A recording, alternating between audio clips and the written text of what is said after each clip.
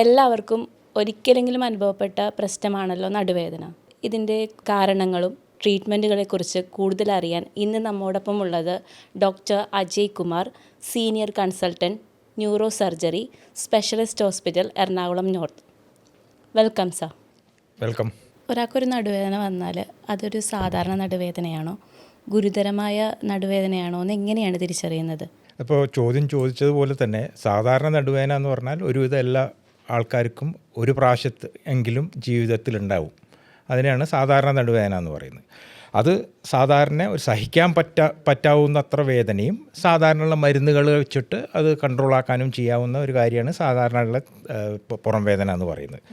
പക്ഷേ വളരെ ഗുരുതരമായിട്ടുള്ള പുറം വേദന എന്ന് പറഞ്ഞാൽ ഒന്ന് അതിശക്തിയായിട്ടുള്ള വേദന, നമ്മൾ സാധാരണ കഴിക്കുന്ന മരുന്നുകൾ വെച്ചിട്ട് അതിൽ യാതൊരു വ്യത്യാസം വരുന്നില്ല. അതിനോടൊപ്പം വേറെ അനുബന്ധിച്ചിട്ടുള്ള വേറെ പ്രശ്നങ്ങളും കൂടി ഉണ്ടാകുമ്പോഴാണ് അത് ഗുരുതരമായിട്ടുള്ള ഒരു പുറം വേദനയായിട്ട് നമ്മൾ കണക്കാക്കേണ്ടത്.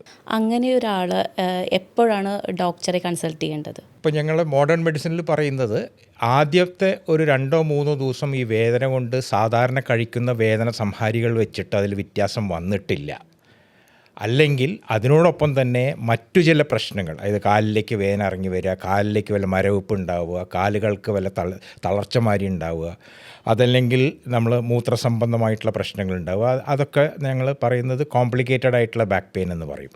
അങ്ങനെ ഉണ്ടാവുമ്പോൾ തീർച്ചയായിട്ടും ഒരു ഡോക്ടറെ സമീപിക്കേണ്ട ആവശ്യമുണ്ട്.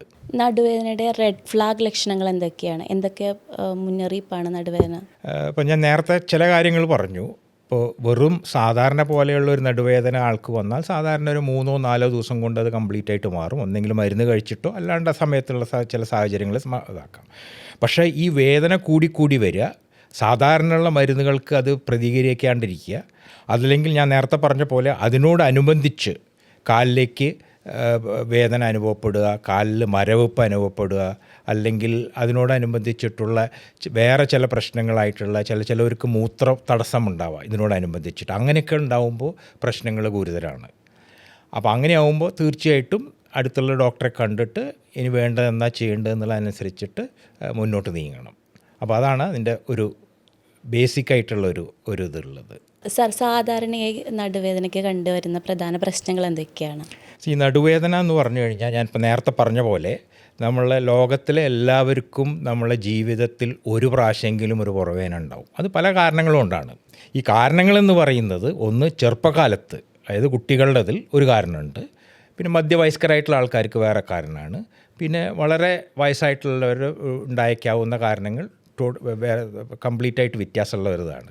അപ്പോൾ അതാണ് അതിൻ്റെ ഒരു ബേസിക്കായിട്ടുള്ളത്. പക്ഷേ നമ്മളിപ്പോൾ ഒരു നട്ടലിനെ എടുത്താൽ പൊതുവായിട്ട് പൊതുജനത്തിനുള്ള ഒരു ഇതെന്താണെന്ന് വെച്ചാൽ, നട്ടലെന്ന് പറയുന്ന എല്ലുകളും ഡിസ്കുകളും അതിന് ചുറ്റുമുള്ള ഞരമ്പുകളും മാത്രമാണെന്നുള്ളത്. അത് ശരിക്കും പൂർണ്ണമായിട്ടും ഒരു തെറ്റായിട്ടുള്ളൊരു ധാരണയാണ്. കാരണം എന്താ വെച്ചാൽ അതിനോടൊപ്പം തന്നെ നമ്മളെ നട്ടലിനെ താങ്ങുന്ന ചില പേശികളുണ്ട്, നമ്മളെ മസിലുകൾ, ഇതിന് ചുറ്റുമുള്ള മസിലുകൾ, പിന്നെ ഈ നട്ടലിനെ അങ്ങോട്ടും ഇങ്ങോട്ടും താങ്ങുന്ന ചില, ഞങ്ങളുടെ ഭാഷയിൽ പറയും ലിഗമെൻറ്റ്സ് എന്ന് പറയും. അപ്പോൾ അതൊക്കെ കൂടി എല്ലാം കൂടി കൂട്ടിയാലാണ് നമ്മൾ നട്ടൽ എന്ന് പറയുന്നത്. ആ നട്ടലിന് അങ്ങനെ ഇതിലേതെങ്കിലും ഒന്നിന് പ്രശ്നം വന്നാൽ നമുക്ക് തീർച്ചയായിട്ടും നടുവേദന. ഇപ്പോൾ ഏറ്റവും വളരെ കോമൺ ആയിട്ട് കാണുന്നത് എന്താ വെച്ചാൽ നമ്മൾ ഡിസ്കിൻ്റെ പ്രശ്നങ്ങളായിട്ട്. പക്ഷെ അതല്ലാണ്ട് ചില കട്ടികളുണ്ടാവാം, നമ്മളെ നട്ടലിൻ്റെ ഉള്ളിൽ നിന്ന് ഉത്ഭവിക്കുന്ന കട്ടികൾ, അതല്ലെങ്കിൽ ഈ മസിലുകൾക്കും ഈ പേശികൾക്കും നട്ടലിനെ താങ്ങാൻ പറ്റാത്തൊരു സാഹചര്യം വരികയാണ്. അത് ഞങ്ങളുടെ ഭാഷയിൽ മെക്കാനിക്കൽ ബാക്ക് പെയിൻ എന്ന് പറയും. അതുണ്ടെങ്കിൽ അതുകൊണ്ടും പിന്നെ പുറം വേദന അനുഭവപ്പെടുന്നത്. അപ്പോൾ നമ്മൾ ശരിക്കും നോക്കുകയാണെങ്കിൽ പല കാരണങ്ങളുണ്ട് പുറം വേദന ഉണ്ടാവാൻ വേണ്ടി. പിന്നെ വളരെ അപൂർവമായിട്ട് നമ്മളെ നട്ടലിനോട് സംബന്ധിക്കാണ്ട് ചില നമ്മളെ വയറിൻ്റെ ഉള്ളിലുള്ള ചില അവയവങ്ങളുണ്ട്, അതിൽ നിന്ന് ഞങ്ങളുടെ ഭാഷയിൽ അത് പറയുന്നത് റെഫേർഡ് പെയിൻ എന്ന് പറയും. അവിടെ ഉത്ഭവിച്ചിട്ടുള്ളൊരു പ്രശ്നത്തിൽ നിന്ന് നട്ടലിലേക്കല്ല, പക്ഷേ അറ്റ്ലീസ്റ്റ് ആ പുറത്തിലേക്കുള്ളൊരു വേദന ഉണ്ടാകാനുള്ള സാധ്യത ഉണ്ട്. അപ്പോൾ അതായത് നമ്മളെപ്പോഴും പുറവേദന ഉള്ള ഒരാളെ കാണുമ്പോൾ നട്ടല് കൊണ്ട് മാത്രമാണ് എന്ന് നമ്മൾ ധരിക്കാൻ പറ്റില്ല. ചില സാഹചര്യങ്ങളിൽ ഇപ്പോൾ യൂട്രസ്, നമ്മൾ ഗർഭാശയത്തിൻ്റെ അതിൻ്റെ ചില പ്രശ്നങ്ങളുമുണ്ട്. ചിലപ്പോൾ ചിലവർക്ക് പുറം വേദനയായിട്ട് സ്ത്രീകൾ വരാറുണ്ട്. അപ്പോൾ അതും കൂടി കണക്കിലെടുക്കണം നമ്മൾ പുറം വേദന എന്ന് പറയുമ്പോൾ. സർ, ഡിസ്ക് തള്ളലിൻ്റെ കാര്യം പറഞ്ഞല്ലോ, എന്താണ് ഡിസ്ക് തള്ളൽ? അതെത്ര ഗൗരവമുള്ളതാണ്? ഈ ഡിസ്ക് എന്ന് പറഞ്ഞാൽ ശരിക്ക് നമ്മൾ ഏറ്റവും എളുപ്പം നമുക്കൊരാൾക്ക് മനസ്സിലാക്കാൻ നമ്മളെ കാറിലുള്ള ഷോക്ക് അബ്സോർബർ ഉണ്ടല്ലോ, അതിൻ്റെ അതേ പ്രവർത്തനം തന്നെയാണ് ഈ നട്ടെല്ലിൽ ഉണ്ടാക്കുന്നത്. ഷോക്ക് അബ്സോർബർ എന്തിന് കാറിൽ വെക്കുന്നു അല്ലെങ്കിൽ മറ്റുള്ള വാഹനങ്ങളിൽ വെക്കുന്നു വെച്ചാൽ ആ ഷോക്ക് പ്രിവെൻറ്റ് ചെയ്യാൻ വേണ്ടി. നമ്മളെ നട്ടെല്ലെന്ന് പറഞ്ഞാൽ പല പല എല്ലുകൾ കൂടിയിട്ടുള്ള ഒരു കംപ്ലീറ്റ് ഇതാണ്, കഴുത്ത് മുതൽ താഴെ വരെയുള്ളത്. അപ്പോൾ എല്ലുകൾ തമ്മിൽ ഈ ഷോക്ക് അബ്സോർബർ ഇല്ലെങ്കിൽ നമ്മളൊരു കുണ്ടിൽ ചാടിയാലോ അല്ലെങ്കിൽ ഒരു എക്സ്ട്രാ ഫോഴ്സ് വന്നാലോ എല്ലും കൂടിയാണ് കൂട്ടിമുട്ടാൻ പോകുന്നത്. അസഹനീയമായിട്ടുള്ള വേദന അതുകൊണ്ട് തന്നെ ഉണ്ടാക്കും. അപ്പോൾ ദൈവം തന്നിട്ടുള്ള ഒരു പ്രതിവിധിയാണ് ഈ ഡിസ്ക് എന്ന് പറയുന്നത്. ആ ഡിസ്ക് എല്ലാ നട്ടെല്ലിൻ്റെ ഇടയിലുണ്ട്. ആ ഡിസ്ക് കൊണ്ടാണ് നമ്മൾ ഒരു കുഴിയിൽ ചാടിയാലോ അല്ലെങ്കിൽ നമ്മൾ വണ്ടി ഓടിക്കുമ്പോൾ പെട്ടെന്ന് എന്തെങ്കിലും ഒന്ന് ബ്രേക്ക് ഇട്ടിട്ട് എന്തെന്നൊന്നും നമുക്ക് പുറത്ത് വേദന അനുഭവപ്പെടാത്തത് കൊണ്ടാണ്. കാരണം ചില ആ ട്രാൻസ്മിഷൻ ആ ഡിസ്ക് ഒരു ഷോക്ക് അബ്സോർബറായിട്ട് ആ ഷോക്കിനെ പ്രിവെൻറ്റ് ചെയ്യുന്നു. ഡിസ്ക് എന്ന് പറഞ്ഞു കഴിഞ്ഞാൽ 2 ഭാഗങ്ങളാണുള്ളത് ഒരു ഡിസ്കിന്. ഉള്ളിൽ ഒരു ഫ്ലൂയിഡ് എന്ന് പറയാം, ശരിക്കും ഫ്ലൂയിഡ് അല്ല, നമ്മൾ ഈ കഴിക്കുന്ന ജെല്ലി ഉണ്ട്, ആ ജെല്ലിയുടെ കൺസിസ്റ്റൻസി ഉള്ള ഒരു സാധനമാണ് അതിൻ്റെ നടുക്കിലുള്ളത്.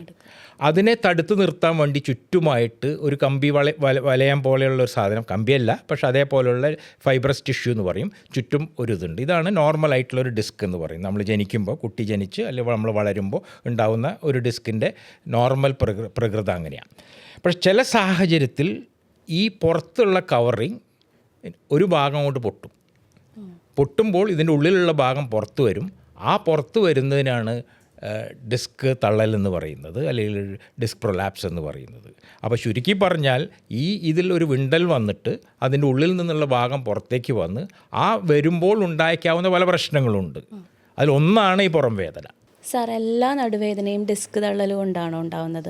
മറ്റ് കാരണങ്ങൾ എന്തൊക്കെയാണ്? അപ്പം ഞാൻ നേരത്തെ പറഞ്ഞു, അതിൻ്റെ ചെറിയൊരു അംശം ഞാൻ നേരത്തെ ചോദ്യത്തിൽ തന്നെ പറഞ്ഞു. ഡിസ്ക് ഒരു കാരണേ പുറം വേദനയ്ക്കുള്ളൂ. ഞാൻ നേരത്തെ പറഞ്ഞ പോലെ എല്ലിൻ്റെ പ്രശ്നങ്ങൾ, ആ നട്ടെല്ലിൻ്റെ പ്രശ്നങ്ങൾ, അതായത് നട്ടെല്ലിൽ എന്തെങ്കിലും കട്ടികൾ ഉത്ഭവിക്കുക, അല്ലെങ്കിൽ നട്ടെല്ലിൽ പഴുപ്പ് വരിക. ഓക്കെ. ഇപ്പോൾ നമ്മളെ രാജ്യത്ത് ഇപ്പോൾ കുറച്ച് കൂടുതൽ ഇപ്പോൾ കണ്ടുകൊണ്ടിരിക്കുന്നത് ടി ബിയുടെ അസുഖം നട്ടെല്ലിനെ പിടിച്ചിട്ടുള്ള പുറം വേദനയായിട്ട് വരുന്ന എത്ര ആൾക്കാർ ഇപ്പോൾ കാണുന്നുണ്ട്. നമ്മളിപ്പോൾ പറഞ്ഞിട്ടുണ്ട് ടി ബി വളരെ കുറവാണെങ്കിലും ഇങ്ങനെയുള്ള തരം ടി ബികൾ ഇപ്പോൾ കണ്ടുകൊണ്ടിരിക്കുന്നുണ്ട്. അപ്പോൾ അതാണ് വേറൊരു കാരണം. പിന്നെ നമ്മൾ കോമൺ ആയിട്ട് കാണുന്നതെന്ന് പറയുന്നത് ഡിസ്ക് അല്ല, മെക്കാനിക്കൽ ബാക്ക് പെയിൻ എന്ന് പറയും. അതായത് നമ്മളിപ്പോൾ ജോലി എടുക്കുന്ന സ്ഥലത്ത് എന്തെങ്കിലും പെട്ടെന്ന് പിടിച്ച് പൊന്തിച്ചു പുറമേനായിട്ട് ഇതാക്കുന്നു. അത് നമ്മളെ നട്ടലിനെ താങ്ങുന്ന ലിഗമെൻസിനും പേശീനും സ്ട്രെയിൻ വരും, കൂടുതലായിട്ട് ഫോഴ്സ് കൊടുത്തിട്ട് ഉണ്ടാകുന്ന ഒരു താൽക്കാലികമായിട്ടുള്ള ഒരു പ്രശ്നമാണ് ആ പുറം വേദന എന്ന് പറയുന്നത്. പിന്നെ ഞാൻ വേറൊരു ചോദ്യത്തിന് ഉത്തരം പറഞ്ഞ പോലെ തന്നെ ഈ നട്ടലിനോട് സംബന്ധിക്കാതെ നമ്മളെ ഉള്ളിലുള്ള ആന്തരിക അവയവങ്ങൾ, അതായത് നമ്മളെ വയറിൻ്റെ ഉള്ളിലുള്ള അവയവങ്ങളിൽ നിന്ന് ചിലവർക്ക് പിന്നെ പുറം വേദനയായിട്ട് മാറാൻ പറ്റും. പിന്നെ വേറെ ഒന്നുള്ളത്, ഇപ്പോൾ ഈ മൂത്രത്തിൽ കല്ലുള്ള ആൾക്കാർ, എസ്പെഷ്യലി നമ്മളെ വൃക്കയിൽ കല്ലുണ്ടെങ്കിൽ ആ പെയിൻ ചിലപ്പോൾ ഇതേപോലെ തന്നെ പുറം വേദന മാത്രമായിട്ട് വരാം. അതായത് അറിഞ്ഞിരിക്കേണ്ട വാസ്തവം എന്ന് വെച്ചാൽ പുറം വേദന എന്ന് പറഞ്ഞാൽ നട്ടെല്ലുകൊണ്ട് മാത്രമല്ല, വേറെ ചില കാര്യങ്ങളും കൊണ്ടും പുറം വേദന ഉണ്ടാവാം എന്നുള്ളതാണ്. അപ്പോൾ അതുകൊണ്ട് ഏത് ഡോക്ടർ കാണുകയാണെങ്കിലും ഇതെല്ലാം മനസ്സിൽ ഒതുക്കിക്കൊണ്ട് വേണം നമുക്ക് ആ രോഗിയെ ചികിത്സിക്കാനും പരിശോധിക്കാനും വേണ്ടിയിട്ട്. സാർ, ഈ ഡിസ്കിൻ്റെ പ്രശ്നമായിട്ട് ഒരു രോഗി വരുമ്പോൾ ഈ സ്കാനിങ് MRI ആണോ എക്സ്റേ ആണോ സാറ് സജസ്റ്റ് ചെയ്യുന്നത്?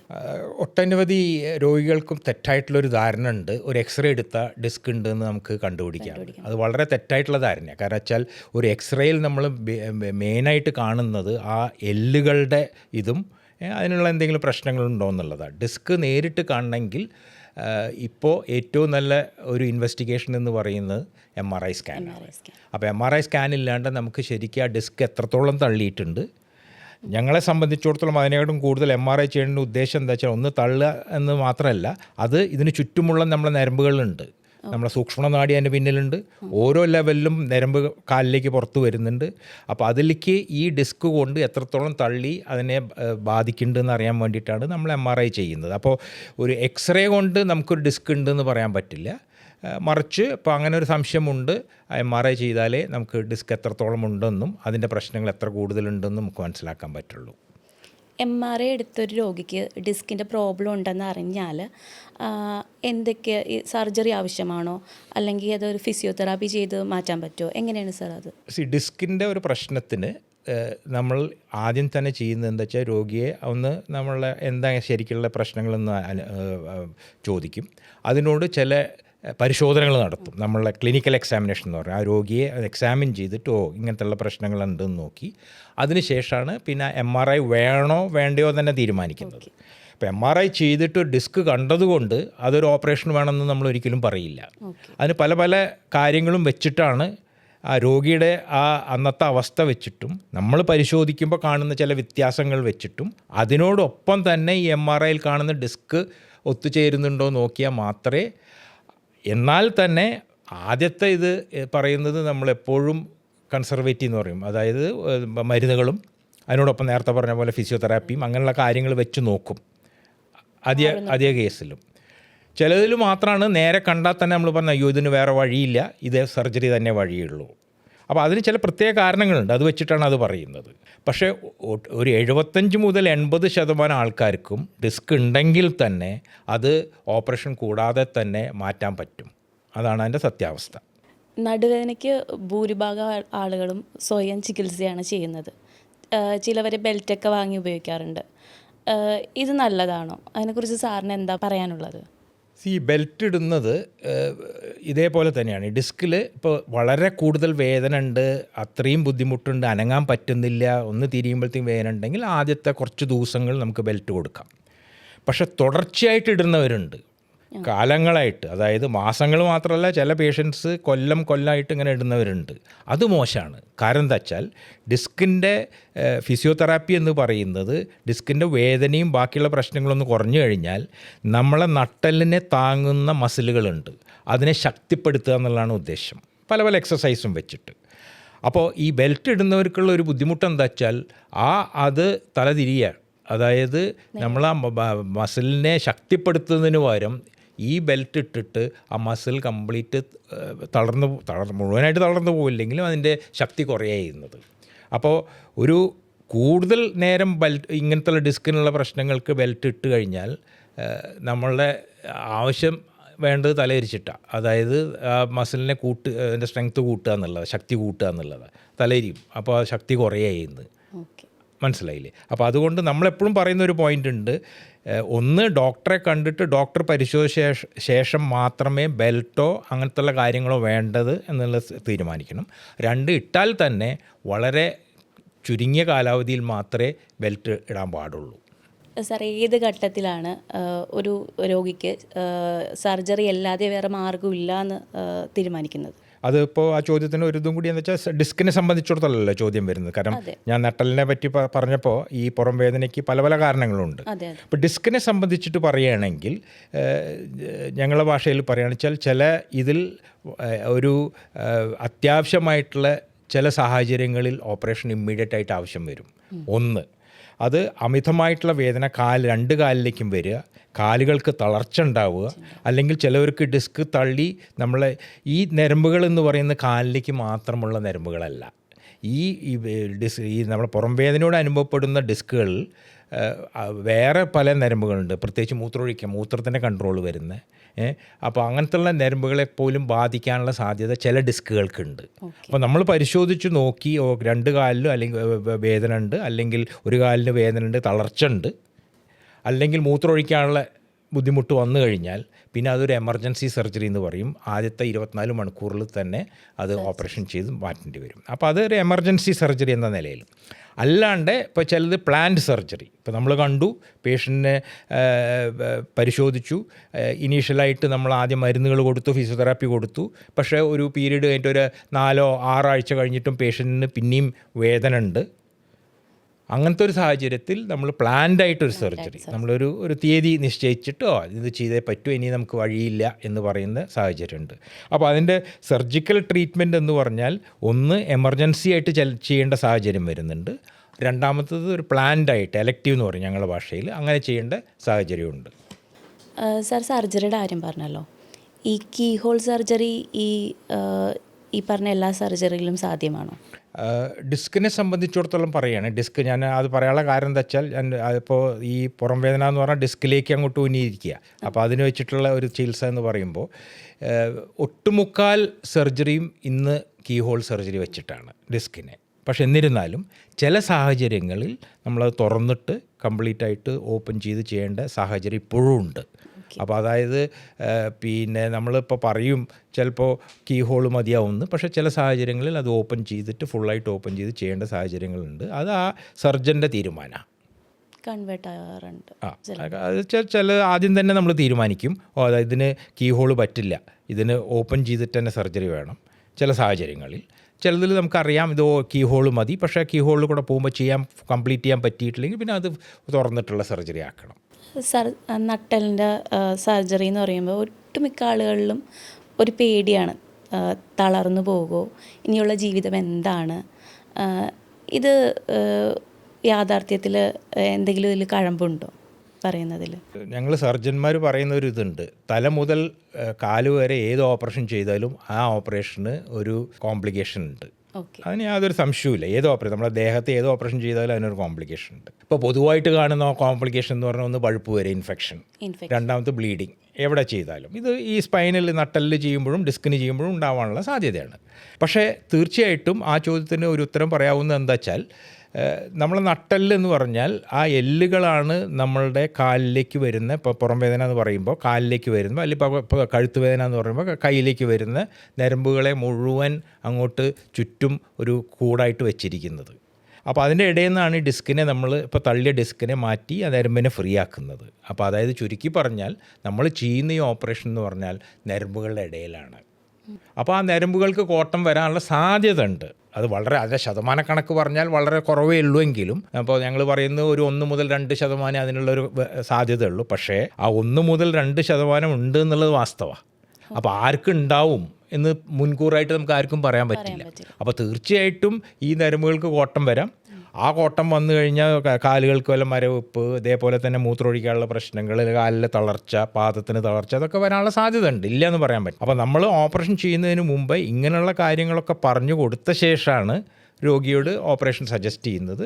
ആ രോഗി അത് മുഴുവൻ ആക്സെപ്റ്റ് ചെയ്ത ശേഷമേ നമുക്കത് മുന്നോട്ട് നീങ്ങാൻ പറ്റില്ല. അപ്പോൾ തീരെ ഒരു പ്രശ്നവും ഉണ്ടാവില്ല എന്ന് പറഞ്ഞിട്ട് പിന്നെ നമുക്ക് ഒരു ഓപ്പറേഷൻ ചെയ്യാൻ പറ്റില്ല. അതിനെക്കാട്ടും ഉപരിയായിട്ട് ഇങ്ങനത്തുള്ള പ്രശ്നത്തിനെക്കാട്ടും കൂടുതൽ ഉപരിയായിട്ട് കാണുന്നത് വെച്ചാൽ, ഒരു ലോകത്തിൽ എവിടെ ചെയ്താലും ഉണ്ടാകുന്ന ഒരു ഇതുണ്ട്, ഞങ്ങളുടെ ഭാഷയിൽ പറയും ഫെയിൽഡ് ബാക്ക് സർജറി എന്ന് പറയും. അതായത് നമ്മളിപ്പോൾ ഡിസ്കിന് ചെയ്തു വെച്ചാൽ അതിൻ്റെ ഉദ്ദേശം നമ്മൾ ചെയ്തത് ഈ വേദനയോ മരവിപ്പോ അതൊക്കെ ഒന്ന് കുറയ്ക്കാൻ വേണ്ടിയിട്ടാണ്. പക്ഷെ ചിലവർക്ക് ഈ ഓപ്പറേഷൻ കഴിഞ്ഞാലും ഇതേപോലുള്ള വേദന അനുഭവപ്പെടും. അതിനെയാണ് ഫെയിൽ ബാക്ക് സർജറി എന്ന് പറഞ്ഞത്. അതിപ്പോൾ ലോകത്തെ ഏത് നല്ല ഹോസ്പിറ്റലിൽ പോയി ചെയ്താലും ഇതിൻ്റെ ഒരു 2-3% ഉണ്ട്. അപ്പോൾ അതുകൊണ്ട് അതും ഒരു തോൽവി സമ്മതിക്കുകയാണത്. നമ്മൾ വിചാരിച്ചു ഇത് ശരിയാവും, പക്ഷെ അത് ശരിയായില്ല. ആ തോൽവിനെയാണ് നമ്മൾ ഫെയിൽഡ് ബാക്ക് സർജറി എന്ന് പറയുന്നത്. അപ്പോൾ അതും കൂടിയുണ്ട്. അപ്പോൾ ഇങ്ങനെയുള്ള പല പല പ്രശ്നങ്ങളും ഈ ഓപ്പറേഷനോടനുബന്ധിച്ചിട്ട് തീർച്ചയായിട്ടും വരാം. അപ്പോൾ അതുകൊണ്ടാണ് ഞാൻ എപ്പോഴും പറയുന്നത്, ഒരു രോഗി വന്നു കഴിഞ്ഞാൽ രോഗിയെ ഒന്ന് നമ്മൾ ആ പൂർണ്ണമായിട്ടുള്ള ഹിസ്റ്ററി എടുക്കുക, പ്രോപ്പറായിട്ട് എക്സാമിൻ ചെയ്യണം. എക്സാമിൻ ചെയ്ത ശേഷം നമ്മളെ മനസ്സിൽ തന്നെ, ഡോക്ടറുടെ മനസ്സിൽ തന്നെ ഇതെന്താണ് പ്രശ്നമെന്ന് ഉള്ളിലാക്കി പിന്നെ MRI ഒക്കെ ചെയ്തിട്ട് അതിന് ശേഷം തീരുമാനം എടുക്കണം സർജറി വേണോ വേണ്ടയോ എന്ന്. സർജറി വേണമെങ്കിൽ ആ സർജൻ്റെ കടമയാണ് ഇങ്ങനത്തുള്ള പ്രശ്നങ്ങൾ ഉണ്ടാവാനുള്ള സാധ്യത പറഞ്ഞു കൊടുക്കുന്നതും, അവരുടെ എന്തെങ്കിലും സംശയങ്ങളുണ്ടെങ്കിൽ അതിന് ഉത്തരം കൂടി പറഞ്ഞു കൊടുത്തിട്ടേ നമുക്ക് മുന്നോട്ട് നീങ്ങാൻ പറ്റുള്ളൂ. സാർ, ഞാൻ കേട്ടിട്ടുണ്ട് ഈ സർജറി ചെയ്യുമ്പോൾ, പ്രത്യേകിച്ച് ഡിസ്കിൻ്റെ സർജറി ചെയ്യുമ്പോൾ സ്ക്രൂവും റോഡൊക്കെ ഉപയോഗിക്കുന്നുണ്ട്. ഇത് കാലാകാലങ്ങളായിട്ട് ശരീരത്തിലിരിക്കുമ്പോൾ എന്തെങ്കിലും കുഴപ്പമുണ്ടോ? എങ്ങനെയാണത്? ഈ സ്ക്രൂവും റോഡും ഇടുന്നത് വെറും ഒരു ഡിസ്ക് മാത്രമാണെങ്കിൽ ഞങ്ങൾ സ്ക്രൂവും റോഡൊന്നും ഇടാറില്ല. സ്ക്രൂവും റോഡ് ഇടുന്ന ചില സാഹചര്യങ്ങളുണ്ട്. ഇപ്പോൾ നമ്മൾ വളരെ സാധാരണയായിട്ടൊന്ന് കാണുന്നത് എന്താ വെച്ചാൽ, നമ്മൾ നട്ടലിന് പൊട്ടൽ വന്നാൽ, നമ്മൾ വീഴ്ചയിലോ അല്ല ആക്സിഡൻറ്റുകളിലൊക്കെ ഒരു പൊട്ടൽ വന്നാൽ അതിൽ പിന്നെ സ്ക്രൂ ഇട്ടിട്ട് റോഡ് ഇട്ടിട്ട് ഫിക്സ് ചെയ്യണം. പിന്നെ ഡിസ്ക് മാത്രമല്ല, ചിലപ്പോൾ എന്തുണ്ടാവും എന്ന് വെച്ചാൽ, നമ്മൾ നട്ടലിൽ ഓരോ എല്ലുകളാണ്. അപ്പോൾ അത് ശരിക്കും നോക്കുകയാണെങ്കിൽ ഒരു ലൈനിലാണ് ശരിക്കും നിൽക്കുന്നത്.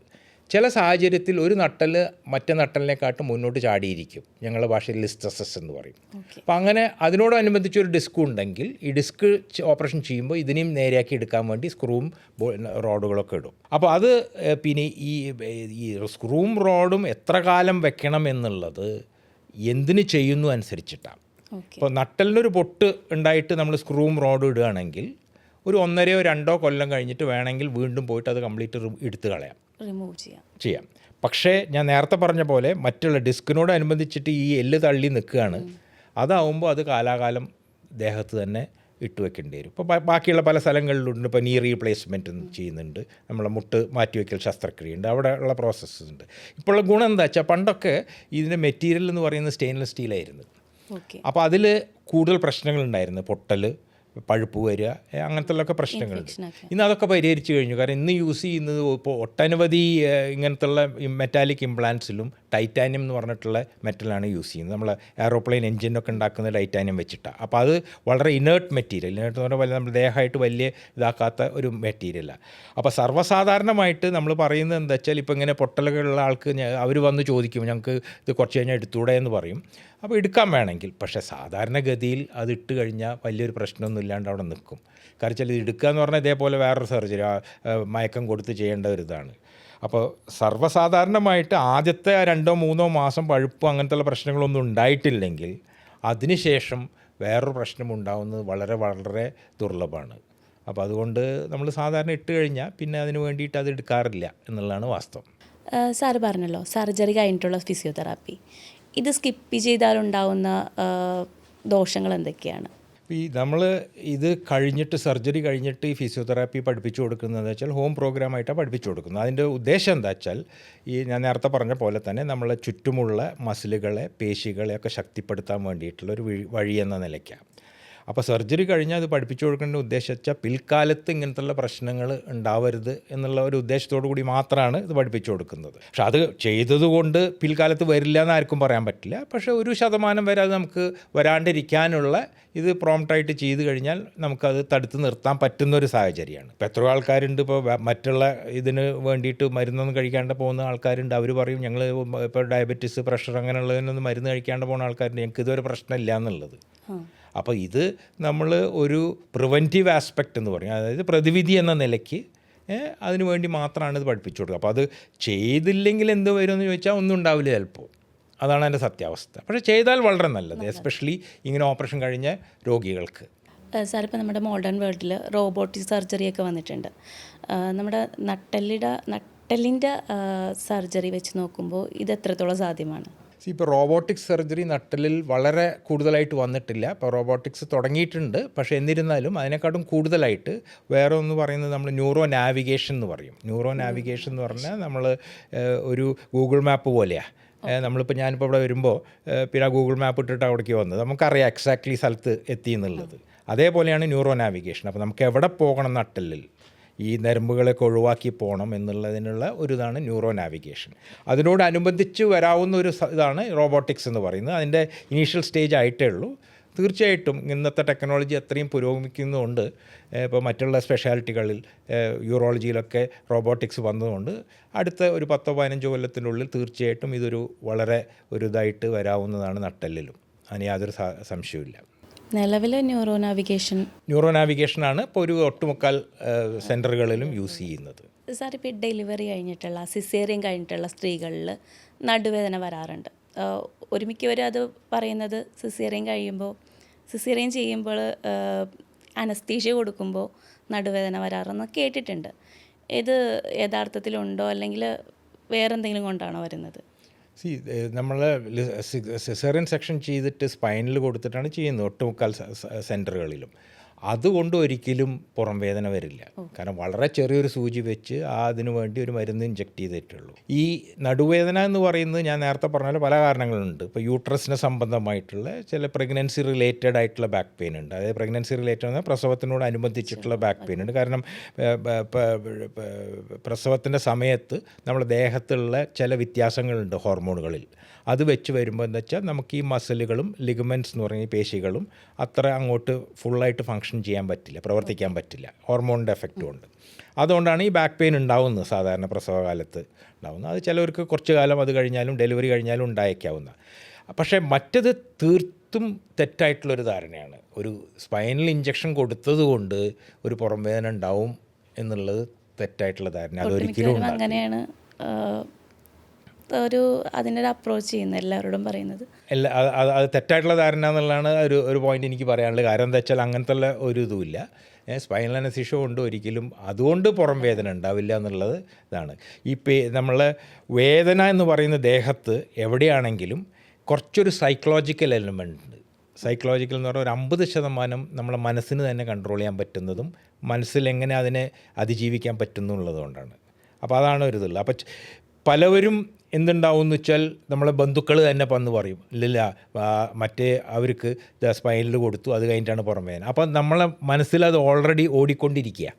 അപ്പോൾ നമ്മൾ ഇത് കഴിഞ്ഞിട്ട് കുറച്ചൊരു വേദന ഉണ്ടാകുമ്പോൾ ഇത് വീണ്ടും വന്നുകൊണ്ട് ഇതാവുക ചെയ്യുന്നത്. അപ്പോൾ ആ സൈക്കോളജിക്കൽ എലമെൻറ്റ് കുറേ ഉണ്ട്. പക്ഷേ നേരിട്ടുള്ള ഒരു സ്പൈനൽ അനസ്തീഷ്യ കൊടുത്തതുകൊണ്ട് ഒരിക്കലും പുറംവേദന ഉണ്ടാവില്ല. അപ്പോൾ അതുകൊണ്ട് പിന്നെ ഈ സ്പൈനൽ അനസ്തീഷ്യ കൊടുത്ത് സിസേറിയൻ ചെയ്യുമ്പോഴും അല്ലാണ്ട് തന്നെ നോർമൽ ഡെലിവറിയിൽ പോലും എത്രയോ ആൾക്കാർക്ക് നമുക്ക് ബാക്ക് പെയിൻ കണ്ടിട്ടുണ്ട്. അത് ഞാൻ നേരത്തെ പറഞ്ഞ പോലെ ഈ ഹോർമോണൽ ചേഞ്ചസ് ഉള്ളതുകൊണ്ട്. അപ്പോൾ അത് പ്രഗ്നൻസി റിലേറ്റഡ് ആയിട്ടുള്ള ബാക്ക് പെയിൻ എന്നുള്ള ഒരു കണ്ടീഷൻ തന്നെ ഉണ്ട് ഈ കാരണം കൊണ്ട്. സാർ, ഇപ്പോൾ IT മേഖലയിൽ വർക്ക് ചെയ്യുന്നവർ, ഇരുന്ന് ജോലി ചെയ്യുന്നവർ, ഓഫീസ് ജോലി ചെയ്യുന്നവരിൽ നടുവേദന വരാറുണ്ട്. അതിൻ്റെ കാരണം എന്താണ്? ഇപ്പോൾ നോക്കുകയാണെന്ന് വെച്ചാൽ IT ഫീൽഡിലും ബാങ്ക് അങ്ങനെയുള്ള സ്ഥലത്തിലൊക്കെ ഏറ്റവും കൂടുതൽ ചെറുപ്പക്കാരാണ്. അതെ. അപ്പോൾ ഈ ചെറുപ്പക്കാർക്ക് പണ്ട് നമ്മളുടെ പഴയ ജനറേഷനിലത്തെ ചെറുപ്പക്കാരെന്ന് ചോദിച്ചാൽ ആ ഒരു ഏജിൽ 20 മുതൽ 40-45 വയസ്സ് വരെ പുറം വേദനയോ നടുവേദനയോ വളരെ അപൂർവമായിട്ട് ഉണ്ടാവാറുള്ളൂ. ഇന്ന് പക്ഷേ വളരെ കൂടുതലായിട്ട് കണ്ടുകൊണ്ടിരിക്കുന്നുണ്ട്. അതെന്താ കാരണം വെച്ചാൽ, പ്രത്യേകിച്ച് IT ഫീൽഡിൽ നമ്മൾ എന്ത് ജോലിക്ക് ഇരുന്ന് കഴിഞ്ഞാൽ 8-10 മണിക്കൂറും തുടർച്ചയായിട്ട് ഇരിക്കണം. അതേപോലെ തന്നെ ബാങ്കിൽ അത്ര ഇല്ലെങ്കിലും ഉണ്ട് ഒരു 4-5 മണിക്കൂർ. അപ്പോൾ ഇന്ന് കാണുന്ന ഈ പുറം വേദനയ്ക്കോ അതേപോലെ തന്നെ കഴുത്തു വേദനയ്ക്കോ നമ്മളെ പോസ്ചർ എന്ന് പറയും, നമ്മൾ ഇരിക്കുന്ന ആ പോസ്ചറിൽ അതിലാണ് ഇപ്പോൾ പ്രശ്നങ്ങൾ ഉണ്ടാക്കുന്നത്.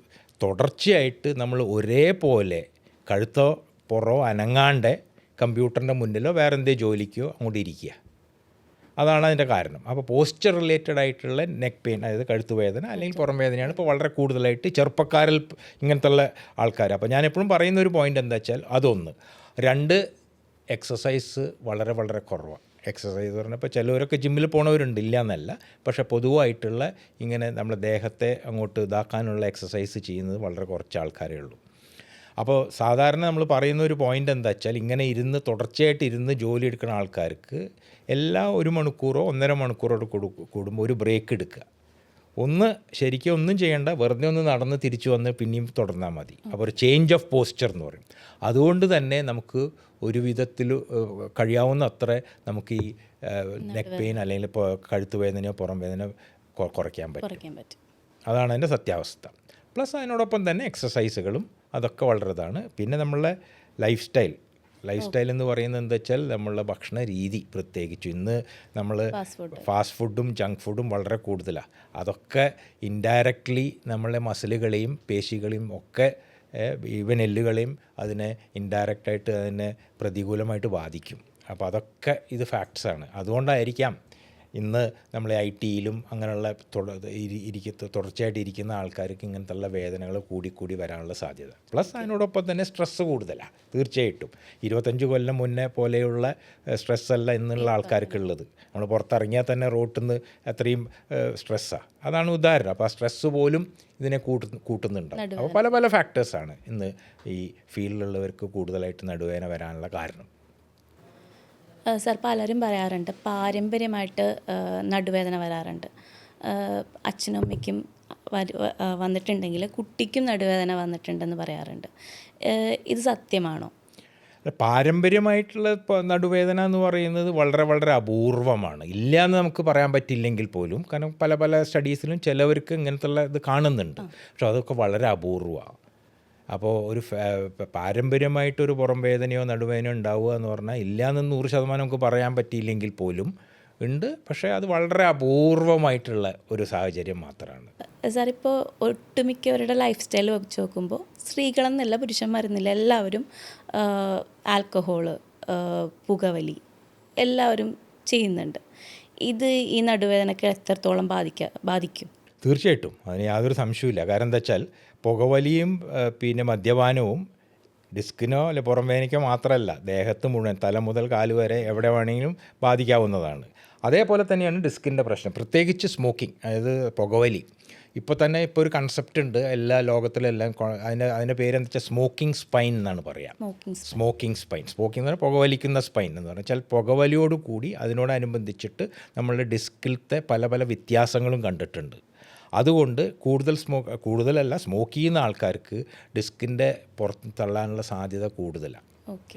മദ്യപാനത്തെ പറ്റി പറയുകയാണെങ്കിൽ ഇപ്പോൾ നമ്മൾ മദ്യപാനികളെ നമ്മൾ സോഷ്യൽ ഡ്രിങ്കേഴ്സ് എന്ന് പറയും, moderate drinkers and heavy drinkers ഇങ്ങനെയാണ് ക്ലാസിഫൈ ചെയ്യുന്നത്. സോഷ്യൽ ഡ്രിങ്കേഴ്സ് എന്ന് പറഞ്ഞാൽ എപ്പോഴെങ്കിലും ഒരു മീറ്റിങ്ങിനൊക്കെ പോകുമ്പോൾ ഒരു പെഗ് എടുക്കുക, അങ്ങനത്തെ അതിനാണ് സോഷ്യൽ ഡ്രിങ്കിങ് എന്ന് പറയുന്നത്. മോഡറേറ്റ് എന്ന് പറഞ്ഞാൽ ഒരു പെഗ്ഗോ 1-2 പെഗ് ആഴ്ചയിൽ 5 ദിവസം എടുക്കുക എന്നുള്ളതാണ്.